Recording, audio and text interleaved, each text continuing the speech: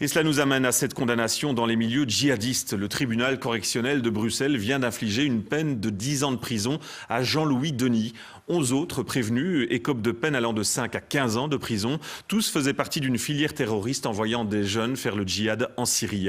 Compte rendu d'audience avec Dominique Demoulin et Didier Clippa. Jean-Louis Denis est bien le dirigeant d'une organisation terroriste. En un an, il a recruté 11 jeunes gens et les a convaincus de partir en Syrie. Il a organisé leur départ et a continué à les assister dans les zones de combat. Durant des années, il a joué un rôle extrêmement néfaste de gourou autoproclamé, dit le tribunal. Et il n'y a pas chez lui la moindre remise en question. Résultat, il écope de 10 ans de prison. Moi, je ne me satisfais pas de cette décision. Je m'en satisfais pour Madame Layani, bien sûr, mais pas pour Jean-Louis. Et donc, on verra ce que dira la Cour d'appel. Mais nous demanderons une diminution substantielle de cette peine. Madame Layani, c'est l'épouse de Jean-Louis Denis, poursuivie elle aussi comme dirigeante de la même organisation terroriste. Certes, elle était au courant des activités de son mari, mais rien ne prouve qu'elle ait jamais soutenu, poursuit le tribunal. Elle sera la seule acquittée parmi les 14 prévenus.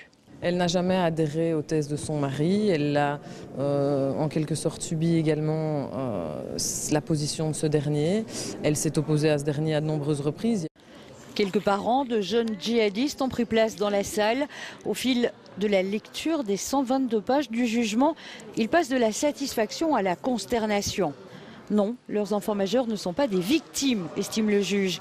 Ils ont choisi de partir au combat et à ce titre, ils méritent une peine de prison par défaut, 5 ans pour la plupart, 15 ans pour 3 d'entre eux. Ça veut dire quoi? Ça veut dire ne revenez pas? Je crois que j'ai bien résumé la situation. À quoi ça sert d'organiser les procès des filières de recrutement vers la Syrie si c'est pour mettre finalement les recrutés dans le même sac? Ça, c'est incompréhensible, même au niveau de la politique pénale. Il a quand même 10 ans de prison et à mon avis, il aura le temps, j'espère, d'un peu réfléchir et peut-être de relire le Coran entre les lignes. Pas sûr toutefois que Jean-Louis Denis lise le Coran autrement. Durant toute la journée, ses sourires, ses mimiques, ses tentatives d'intervention ont montré que non, il n'avait pas changé.